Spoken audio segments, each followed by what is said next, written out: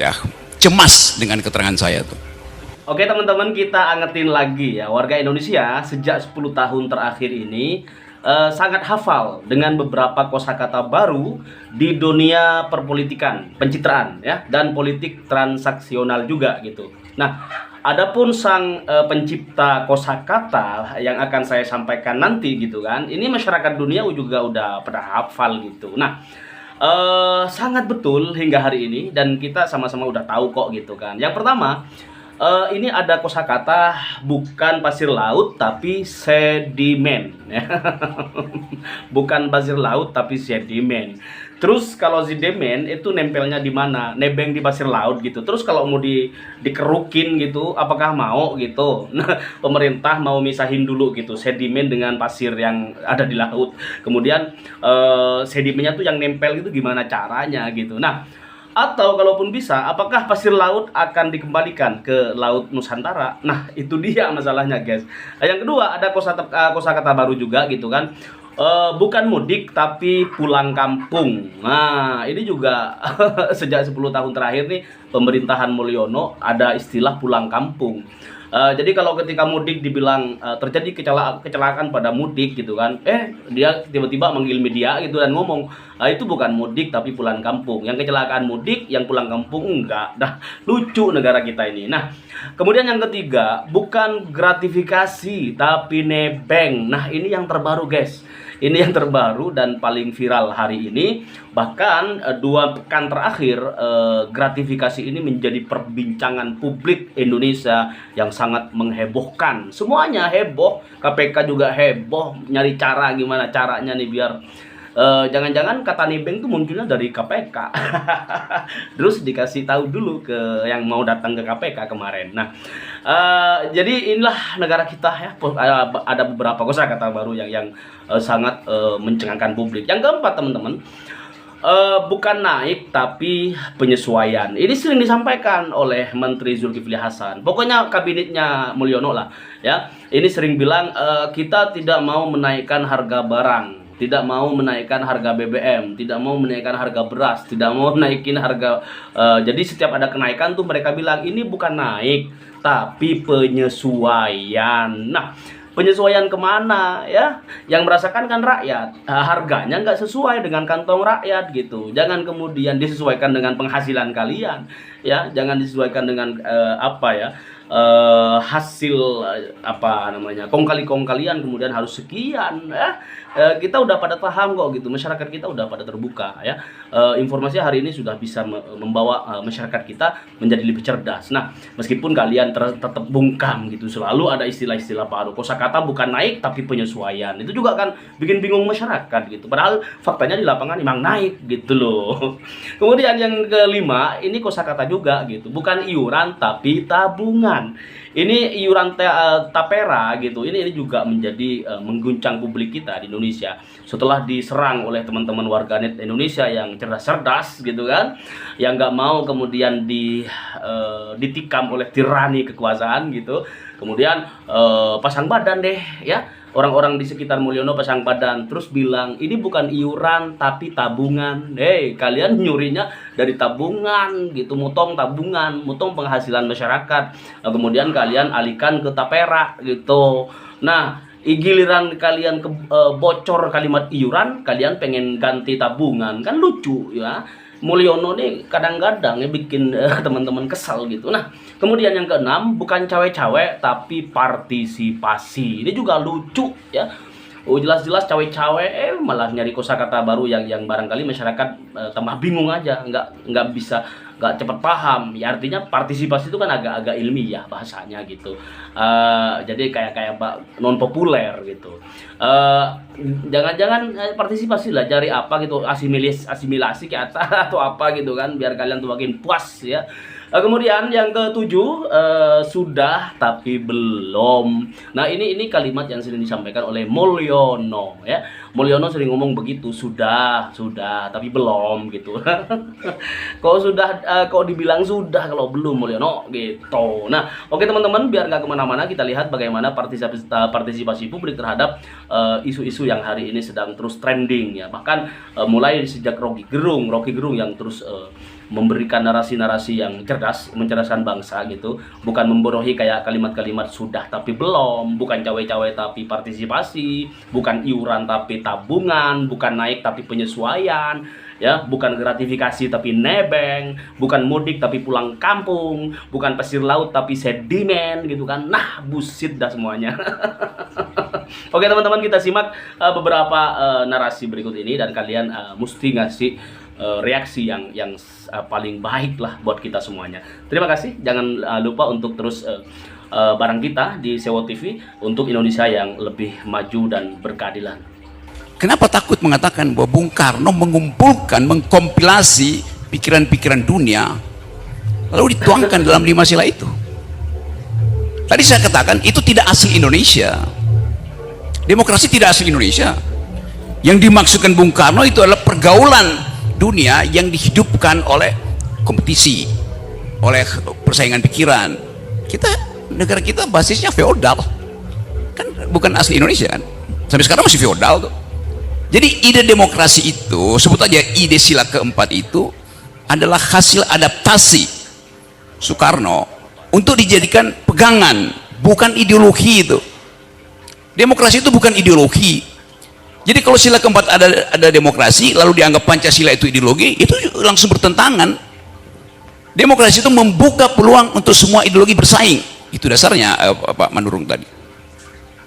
Boleh nggak Pancasila dijadikan ideologi? Boleh, tetapi akan ada negara otoriter. Tidak boleh ada persaingan pikiran. Padahal Pancasila ada diskursif sifatnya.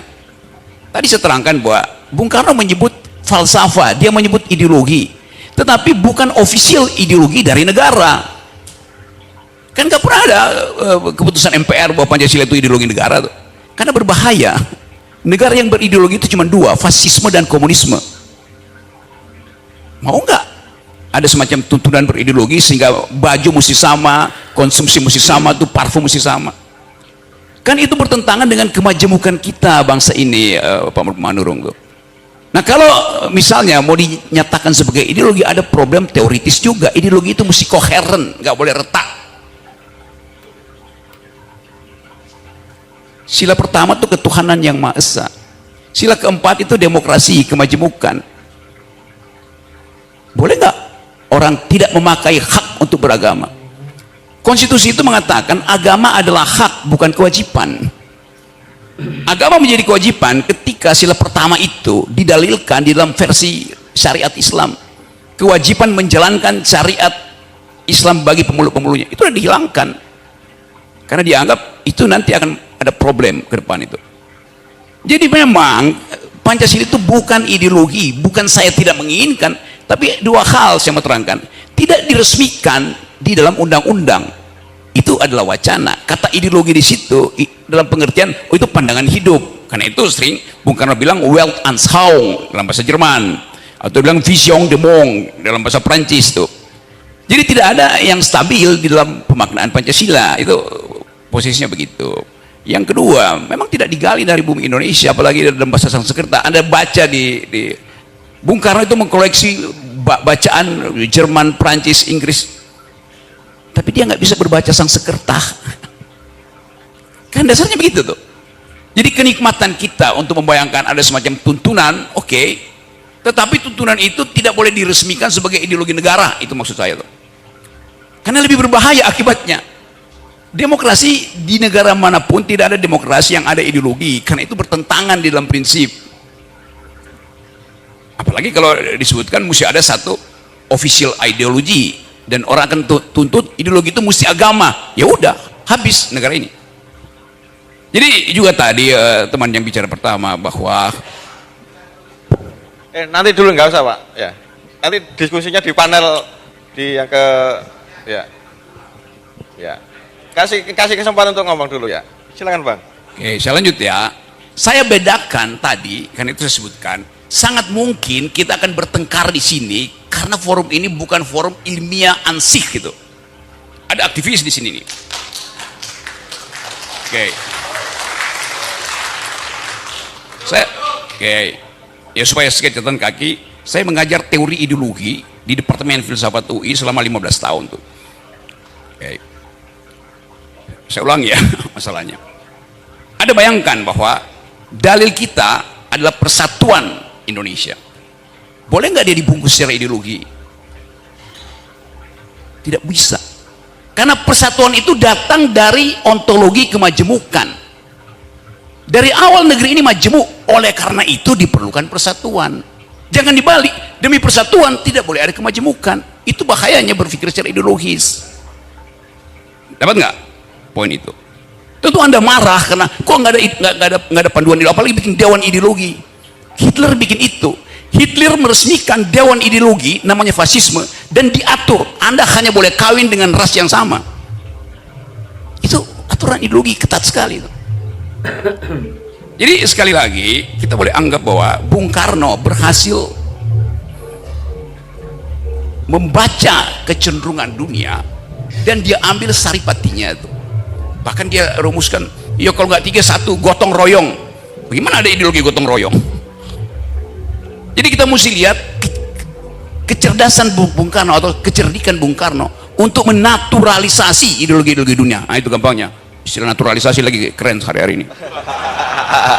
Iya. Naturalisasi. Kan itu dasarnya kan. Kita baca, kalau saya bikin tafsir, dari mana Bung Karno punya ide tentang keadilan sosial? Dia membaca Marxisme. Dari mana Bung Karno punya pengetahuan tentang nasionalisme sila pertama? Dia pasti baca Immanuel Kant tentang unity of reason. Dia baca San Min Chui. Banyak yang dia baca. Dari mana dia baca kemanusiaan yang adil beradab? Dia pasti baca Rousseau tentang kedaulatan rakyat. Jadi Bung Karno membaca banyak literatur. Nah kita tidak mau membaca dan hanya mengupayakan sesuatu yang udah final gitu. Itu yang paling saya jengkel. Saya berkali-kali diundang oleh BPIP juga untuk mari kita di Pak Rocky ikut seminar tentang Pancasila tuh. Oke. Temanya apa? Pancasila sudah final. Udah final ngapain didiskusikan? Kan dungu namanya.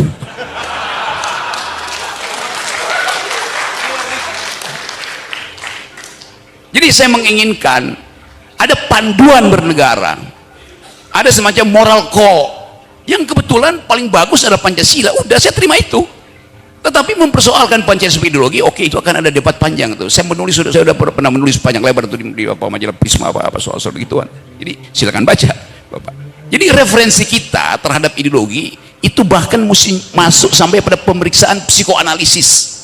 Saya mesti kasih lakang di situ, saya kasih Althusser, saya kasih macam-macam tuh, supaya terlihat bahwa itu ideologi itu, dan itu tidak mungkin. Satu waktu mungkin ada orang yang berpikir, ya lebih baik Pancasila itu dibiarkan terbuka daripada ditutup sebagai asas tunggal. Itu dilakukan oleh Pak Harto. Pancasila ditutup dalam versi Soehartoisme. Itu dasarnya. Di negara-negara Afrika juga banyak mencari root, mencari akar. Apa sebetulnya akarnya? Macam-macam tuh. Ada yang disebut Mobutuisme. Karena waktu itu Mobutu Seko adalah pemimpin Zaire itu. Jadi terlihat bahwa kita punya semacam kecenderungan untuk mencari sesuatu. Nah, saya terangkan sedikit teorinya. Setiap manusia itu mengalami keretakan self, keretakan jati diri itu. Kenapa dia retak? Karena saya akan mencari figur di atas saya, sementara saya dikejar oleh figur di bawah saya. Retak saya tuh. Saya nggak tahu orientasinya kemana itu. Jadi biarkan kita hidup di dalam keretakan itu. Nah, keretakan itu kan semacam kutukan bahwa kita manusia, maka kita retak. Self kita retak, fragile. Jadi itu dasarnya. Jadi sekali lagi, dalam demokrasi, di dalam republik, ide common good itu tidak boleh dibasiskan pada satu ideologi. Itu dasarnya tuh. Nah, itu yang menyebabkan ada persaingan pikiran, itu yang menyebabkan kita terbuka untuk berargumentasi itu. Kita pakai bahasa dan boleh aja pakai tekanan-tekanan, agak marah boleh, tetapi kita balik pada akal sehat lagi tuh, bahwa semua yang didalilkan itu harus diperhatikan logikanya itu. Jadi saya kira itu, dan saya percaya bahwa teman-teman akan merumuskan kembali percakapan ini supaya kita bawa pada forum-forum yang lebih luas tuh. Yang penting bagi saya ada transaksi argumen di sini, bukan kita produksi sentimen. Dan saya percaya kalau kita keluar dari sini dalam 2 hari ini akan ada bekal pengetahuan di kepala kita, sehingga IQ bangsa ini bisa ditingkatkan oleh pertemuan hari ini. Oke. Bahkan saya bisa pastikan kalau jumlah IQ di ruangan ini kita kumpulkan, ditukar tambah yang ada di Senayan, masih ada kembalian di sini.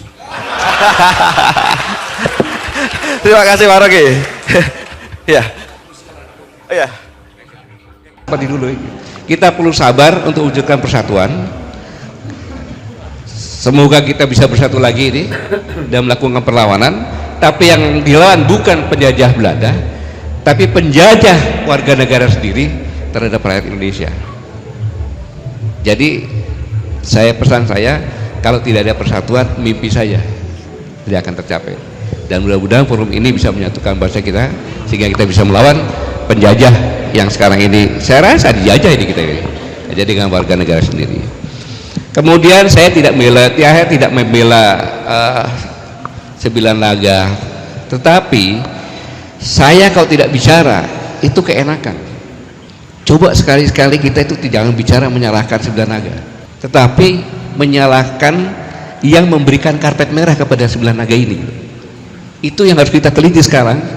Pada saatnya kita kejar mereka ini, mulai dari kepolisian, kejaksaan, imigrasi, pengadilan. Coba kita buat forum yang meneliti, mereka bisa masuk.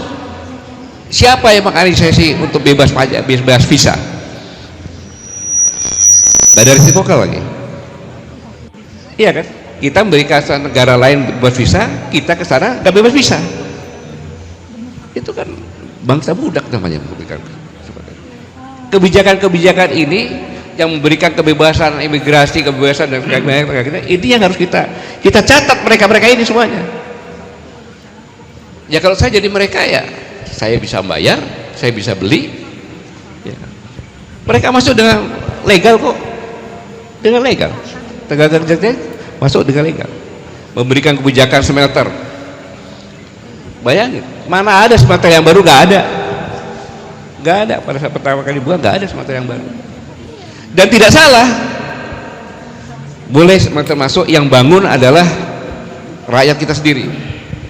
Pindahin pabrik, taruh di, silakan bangun, nggak ada logbook, karena pabrik bekas kan, ya terpaksa yang kerjakan mereka sendiri. Dan hal-hal semacam inilah yang harusnya jangan biarkan orang-orang yang mengkhianati negara ini sehingga jadi seperti ini, mereka melanggang dengan bebas dan menikmati hasilnya, yang harus kita kejar sama-sama. Terima kasih. Wassalamualaikum warahmatullahi wabarakatuh. Assalamualaikum, saya Dino Patijalal. Pada tanggal 20 Oktober 2014, saya persis berada di samping SBY ketika beliau meninggalkan istana. Momen yang sama ketika Presiden Jokowi masuk ke istana untuk memulai jabatan beliau. Sejarah kembali berulang. Tanggal 20 Oktober nanti, Presiden Jokowi akan meninggalkan istana dan Presiden baru, Presiden terpilih Prabowo, akan masuk ke istana. Seandainya Presiden Jokowi menanyakan Presiden SBY apa tips untuk mengakhiri masa jabatan, apa kira-kira jawaban Pak SBY? Menurut imajinasi saya, mungkin kira-kira jawabannya seperti ini. Ada 5 hal. 1. Terimalah kenyataan bahwa era kita sudah berakhir, dan terimalah kenyataan ini dengan bulat, dengan ikhlas, dan dengan bersyukur bahwa kita telah memberikan upaya kita yang terbaik. Dan ingat, legasi kita tidak ditentukan oleh survei sesaat, biarlah rakyat dan sejarah yang menilai kita. Post-power syndrome pasti akan ada karena ini terjadi pada semua pemimpin yang turun, tapi itu tidak boleh menggerogoti kita. 2. Jangan mengambil keputusan strategis apapun, baik di bidang personal pemerintahan maupun kebijakan. Sewaktu SBY masuk menjadi presiden tahun 2004 misalnya, SBY tidak menjalankan keputusan pengangkatan Panglima TNI yang dilakukan oleh presiden sebelumnya hanya beberapa bulan sebelum masa jabatannya berakhir. Ingatlah bahwa presiden terpilih itu mempunyai mandatnya sendiri. Bahkan mandat yang sangat masif sebagai pemimpin yang mengantongi suara yang paling banyak dalam pemilu di seluruh dunia. Sebagai pemimpin, Presiden terpilih Prabowo nanti pasti mempunyai agenda sendiri, preferensi sendiri, pilihan sendiri. Kita tidak boleh mengatur-ngatur atau mengutak-atik atau mempengaruhi opsi-opsi kebijakannya. Let him decide. Is President Prabowo's time now. 3. Kita tidak boleh memposisikan diri sebagai patron terhadap presiden pengganti kita. Sepanjang sejarah Republik Indonesia, dari 7 presiden yang ada, tidak pernah ada satupun presiden yang dipatroni oleh presiden sebelumnya. Presiden Soeharto tidak pernah dipatroni oleh Presiden Soekarno. Presiden Habibie, yang notabene merupakan anak emas dari Presiden Soeharto dulu, tidak pernah menempatkan posisinya untuk dipatroni oleh Presiden